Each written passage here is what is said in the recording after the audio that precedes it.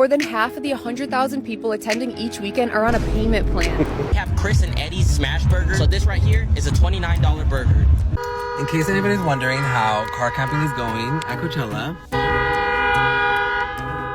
There's no hope for my generation, Gen Z. Student loans are officially unpaused. The housing market just keeps going up and up and up, and the job market is absolutely cooked. But the irony in this whole thing is that I just found out that 60% of the people that attended Coachella, which is pretty much Gen Z, financed their tickets with a service like Klarna or Afterpay or some sort of buy now, pay later. Just when I started rooting for my generation that it's not their fault, they go out and do something as ridiculous as this. Well, guys, you're on your own now. I give up. I tried.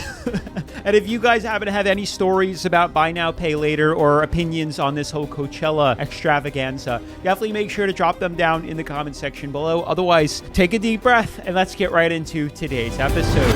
Our generation might be cooked. So we just got the financial data from Coachella, and a staggering 60% of tickets this year were bought on finance. And it gets worse, because low-key, it's not even just a $600 festival ticket. We're kind of financing everything right now. See, a few years ago, it was largely the big ticket items that cost thousands, like a TV, car, or computers. But in 2025, some of the companies that now offer buy now, pay later include DoorDash, Uber Eats, Shein, Target, and this one's crazy, even Chili's.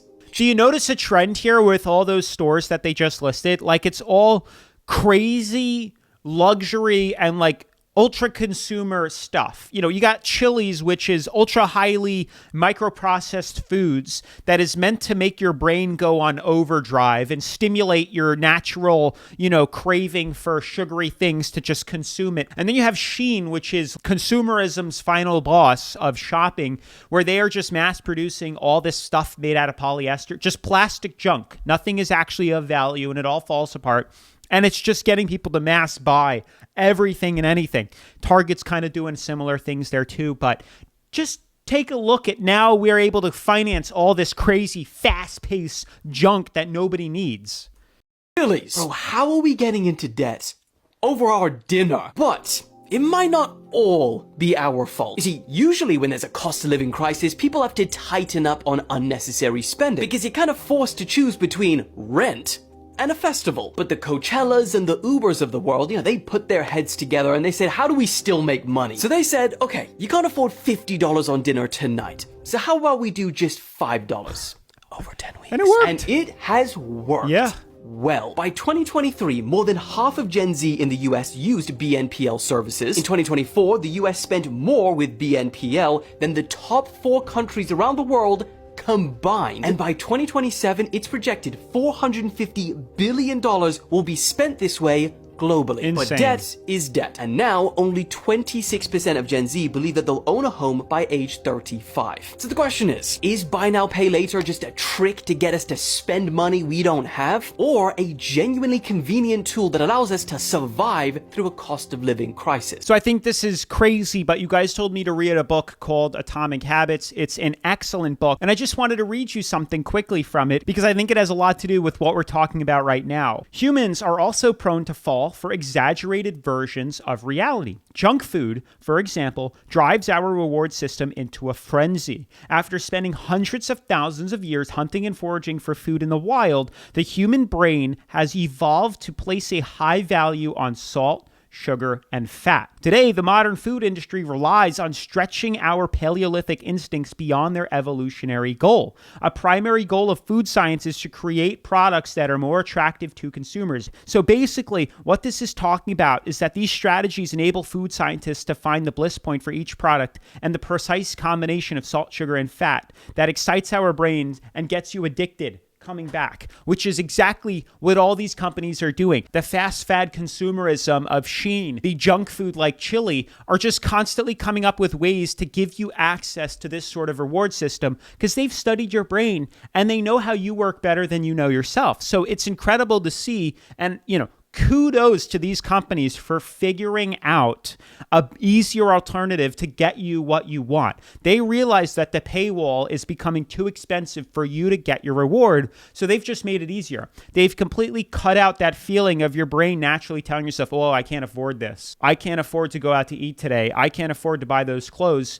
And they said, let's get rid of that emotion. And boom, they got all of you hooked. So on one extreme, I do feel bad for Gen Z because of these companies, their genius marketing strategies to convince people to spend all their money on it. But on the other hand, the cat's out of the bag. Every one of you that are watching my videos are now responsible because I just told you the secret that they're doing, and now you can't say, well, I didn't know. Anywho, I wanted to read a couple of comments that people had left on the TikTok of that video because I found them hysterical. First one is, if you can't pay for it, don't buy it.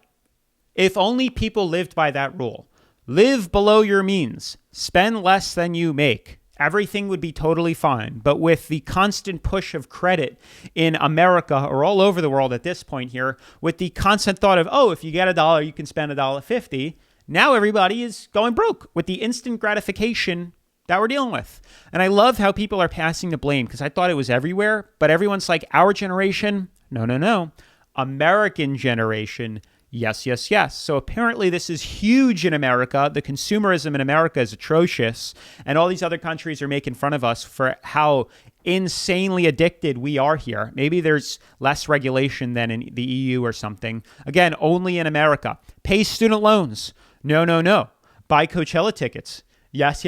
It's hysterical, too, because there's videos going viral of people all upset and complaining. We just talked about this in our 30 minutes of horrible financial decisions episode, which you guys should check out, that people have been deferring on their payments and they don't want to pay them. And yet, on the other extreme, they have no problem blowing hundreds of dollars on Coachella tickets, financing brand new cars. It's crazy. Historians will skip our generation. Buying tickets for some lame festival when you can't afford rent or food is diabolical. Let's just say that. In case anybody's wondering how car camping is going at Coachella, we've been here since 2:30. It's noon and we're still not even set up. 2:30 Coachella, a.m.? what is going on? See, that's the crazy thing, too. It's like, at the bare minimum, if you're going to go out on a limb and get yourself caught up in debt, you know, it dang well better be worth it. Like, think about it. If I'm going to blow my money on something and go into debt for something, it better dang well be worth it. He just said he's been sitting in traffic for 10 plus hours online waiting to get into the festival that he financed on Klarna for, 13 payments of $50 is absolutely insane. This is what you went on a payment plan for? It blows my mind. Now, I also wanted to throw in a couple of comments that you guys had left on the previous Buy Now, Pay Later Insanity episode here. And if you guys want to get featured in the next episode, definitely make sure to drop a comment down below. This says, they make it easier on purpose. This is to access credit or money. Exactly as you said. Once you get started, it's a slippery slope, and you tend to normalize it more and more for wants rather than needs. Yes, that is exactly what they thought about. I watch these videos as a reminder and a way to stay on track with my financial goals. Yeah, just the other day, I had to buy tires for my car, and I could have financed them, but it's okay to feel the pain and the emotion of spending $800 to get all 4 new tires put on your car. It's supposed to hurt, so that you stop constantly making those choices and those decisions. When these middleman companies take that away, it is much easier to continue with the addiction of spending constantly because you don't feel it anymore, like we just read from the Atomic Habits book. I may be the only one, but I usually spend a substantial amount less when online shopping versus in store. When everything is in the cart and I see the total plus tax plus shopping, oh no, put it all back. In the store, it's harder to know the exact total before the register, plus holding the items in your hand makes you want them more. Wow, see, that's an interesting thing to think about. I'm trying to think whether or not that's something that I do. The thing is, I don't just quantity-wise, I don't buy in-store much of anything nowadays because of online. I also have Amazon here. Like, I really only spend money on groceries and Harbor Freight. Like, those are the 2 things that I will physically drive to. Everything else is bought online. But you do have a point. Like, I do certainly compare tax, shipping, no shipping, the cost, coupons, And it holds me back, but at the same time, I also spend more frequently online. But I'd like to hear how you guys think about that, because that's certainly a difficult thing to wrap my head around. More than half of the 100,000 people attending each weekend are on a payment plan. If you were to buy a general admission ticket for weekend 2 right now, you have the option to pay 18 installments of $39. 18 installments of $39. Guys, I thought this was just for like 4 months or 4 payments. Now you're doing it for 18 payments, a year and a half to finance it. Oh, and guess what? They're charging interest. And if you look at that, estimated plan based on a 20% interest rate, down payment may be required, issued by web bank Klarna. So what am I missing here? They're charging you $100 of interest, and they're letting you, and you're financing it for 18 months. Over the next year and a half, instead of the $700 upfront. People want what they can't have. It's kind of wild, and even Uber Eats has started offering buy now, pay later. You can literally finance your pizza. You can't afford it. Just get some ramen. Would you use a payment plan to afford a Coachella ticket? I'll be so honest, I couldn't imagine going into debt to go to Coachella. Some are actually calling this financially smart because unlike a usual loan, there's not a lot of added interest here. Others say it's aesthetic debt culture. Short term, you can rationalize, and for that moment, you can feel, oh, this is good, this is okay, I'm not really spending a lot of money, but it always comes. Aesthetic debt culture is absolutely wild. If that is actually a trend, I'm going to make a video on that, because that is savage as heck. The way we just keep convincing ourselves that this is okay by giving it trendy names is diabolical. And this isn't the first video we've made on the channel where we've seen Gen Z brainwash themselves into making it seem like it's okay. Like they're just completely disassociating themselves from the reality that they can't afford anything, so they're just going to keep going into debt, and debt is okay now.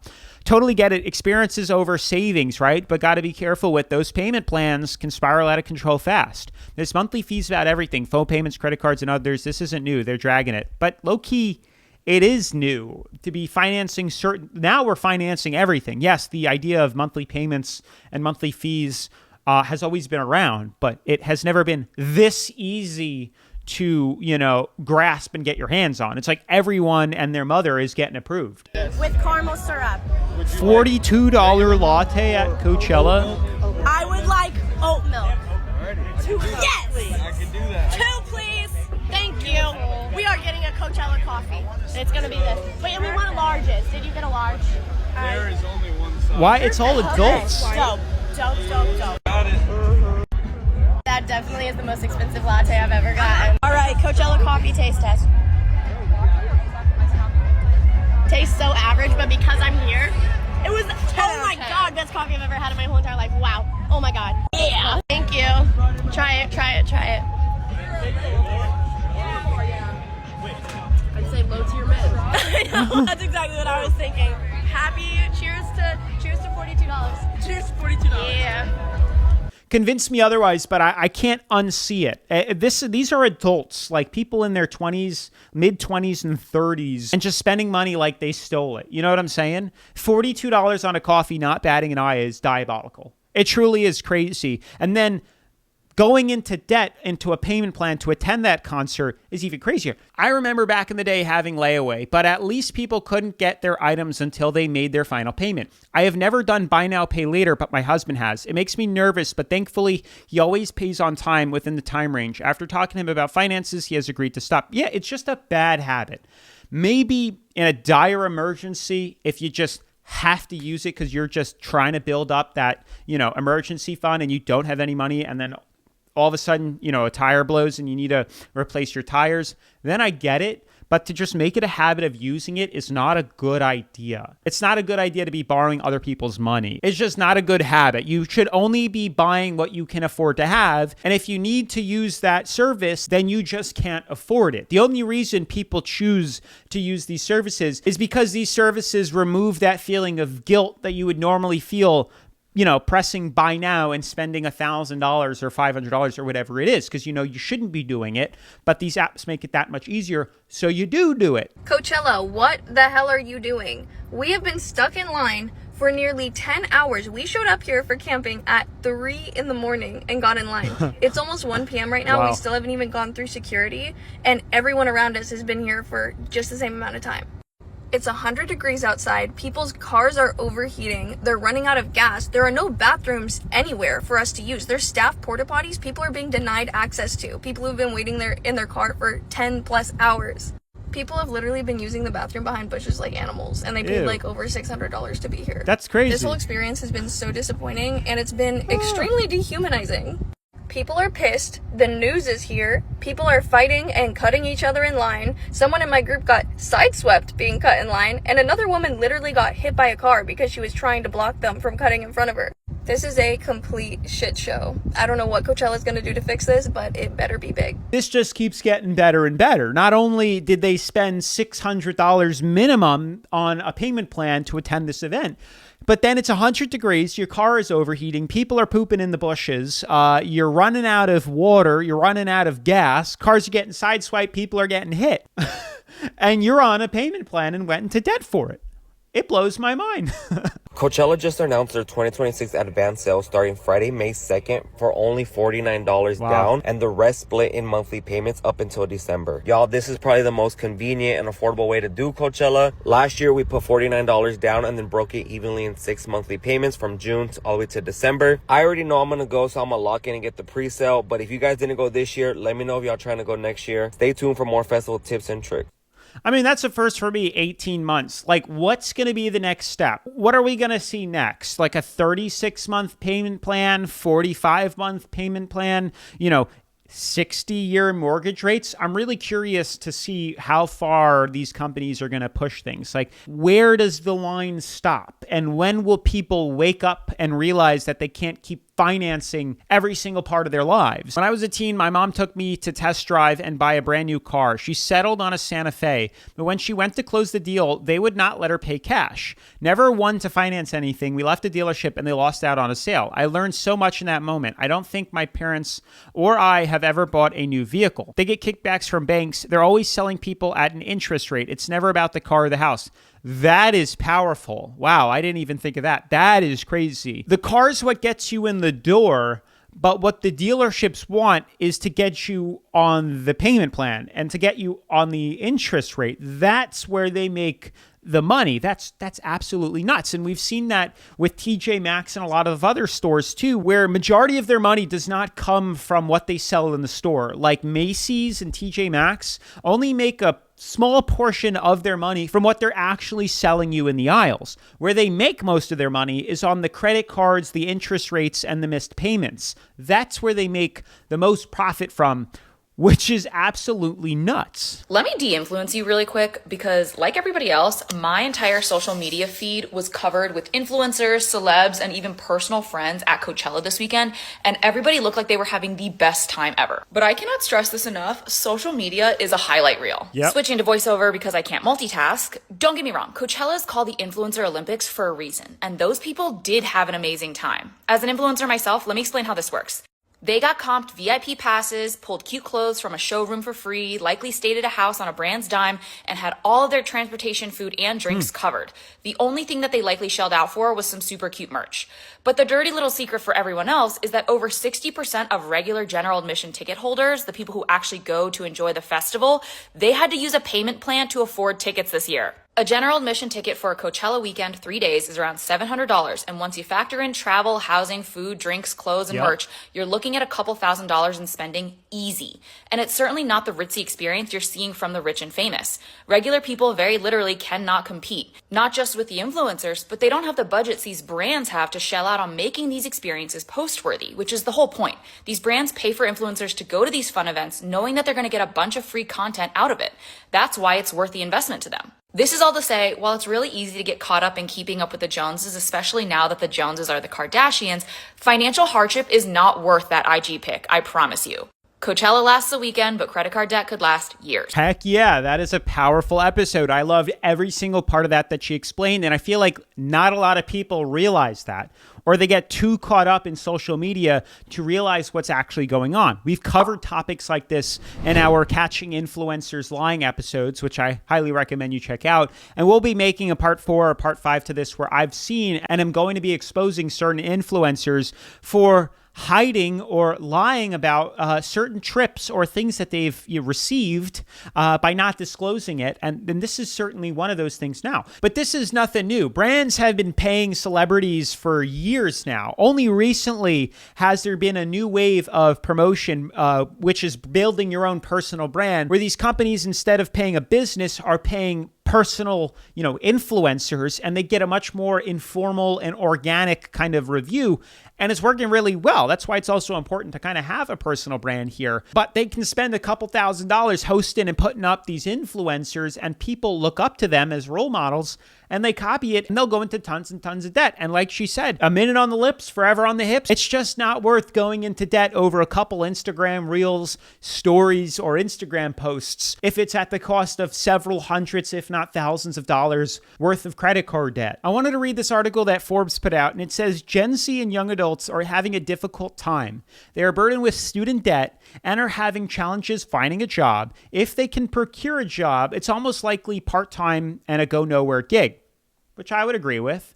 They worry about not being able to move out of their parents' home or being able to get married and start a family. But despite the headwinds, this cohort is willing to pay up for experiences as they only live once. Coachella's buy now, pay later boom reflects a cultural shift, prioritizing experiences over financial caution. Gen Z, burned by economic crisis, sees less value in saving for distant goals like homeownership, with only 26% believing they'll own a home by 35. Festivals offer instant gratification, and buy now, pay later now makes it attainable, even if it means a $200 monthly hit later. That is crazy. I think the craziest part about this article is that it's making it obtainable for people, and people refuse to accept that they can't afford something and will continue to go into debt for it. Back in the day, if you didn't have the money for it, you just couldn't buy it. But today, there are ways now of getting what you want immediately at the expense of going into debt. Today we're trying all the foods here in Coachella. They have their Japanese hot dogs. This was $20. It's called the Godzilla. We have Chris and Eddie's smash burger. So this right here is a $29 burger.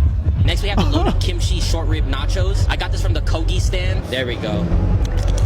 The cheese and the kimchi is surprisingly good. It does look good. This bowl alone was $23. Let me know in the comments if you think the food prices are worth it. It's hot as hell. It's 95 degrees. This shit is pissing me off. We have the lobster rolls right here. Got it from the Boiling Crab. This is $26. That's freaking insane.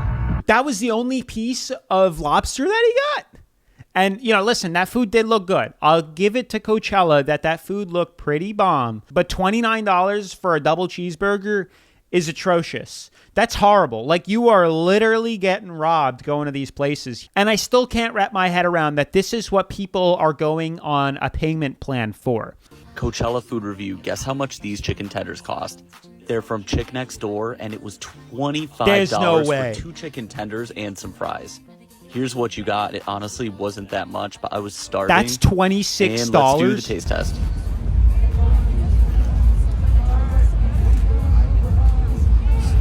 Overall, pretty good, but I would not pay $25 again. Would you? $26 for 2 chicken tenders?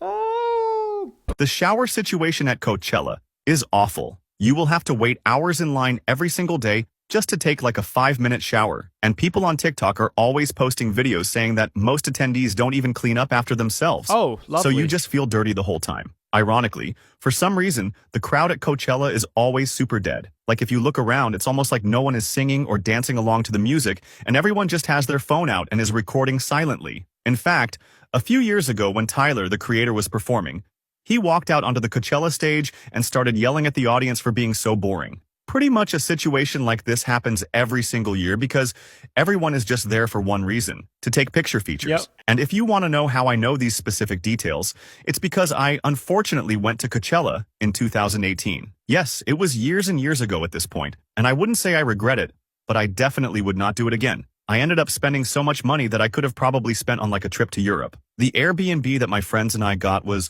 $1,000 a night. Okay, there was like 8 of us, to be fair. So we were splitting everything. But even to this day, all these years later, I cannot justify the price. I just don't get the allure. I mean, I've been to a couple of concerts growing up when I was younger in high school and in college, but to spend thousands of dollars to do that just seems miserable. Truly, it seems miserable. And the craziest part is, most of those people are legit just going because of FOMO, because they had a fear of missing out. It's not all it's hyped up to be. And they're only there for one reason, which is to film on their phones the highlights of the event to flex to everyone else that they were there. I DoorDash all the time. I dash out from my door, pick up my own damn order, and dash back to my door. Yeah, that's the only way you guys should be doing this. It's just crazy the way things are evolving, because back in the day, just a couple years ago, you used to have to call the restaurant and they would have somebody hired there to go deliver the food to you. Now, that person no longer works for that mom and pop store. You have this multi-billion-dollar company that is middlemaning that transaction. And then that multi-billion-dollar company hired a service provider to middleman the payment transaction of that whole process, which to me is just crazy. And now everything is slowly becoming owned by these massive multi-million-dollar corporations. So a couple of days ago, I made a video talking about the wealth gap on social media that we're seeing right now and how it's absolutely nuts given the state of the economy. Yeah. I think that this extends further into what's going on at Coachella right now. Yeah. So I read a statistic that over 50% of general admission tickets this year were bought on repayment plans. So this is something like Klarna'D or Afterpay, which, first of all, to go to Coachella, I think using an Afterpay plan is nuts, especially given the state of the economy.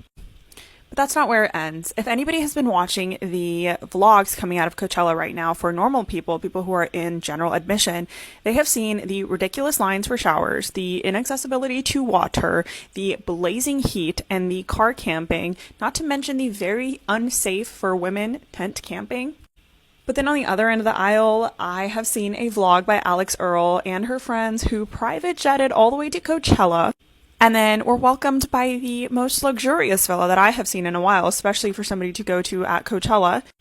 Given I don't like to keep up with rich people that often, I just think it's very dystopian that the general public can't even afford a ticket to the event. But you have influencers who are literally paying people's annual rents to attend this festival. Yeah, I think that's a great point. And that's kind of what I was trying to touch upon. Not only do you have, it is such a weird dystopian feeling. That's kind of the vibe that I'm going on here. But also the massive wealth gap, not only from the people attending the event, which are meant to promote it to you guys, the influencers, but also the billion-dollar companies that are running the whole show, like the puppeteers, to me, is crazy as well. And how all the money is getting sucked up from all the general admission and just normal folk. And they've already sucked up so much money from them that now the normal folk are going and borrowing money from other people to pay these puppeteers. Does that make sense to you? Like, it's crazy the way that we're going here at the expense of the general admission people.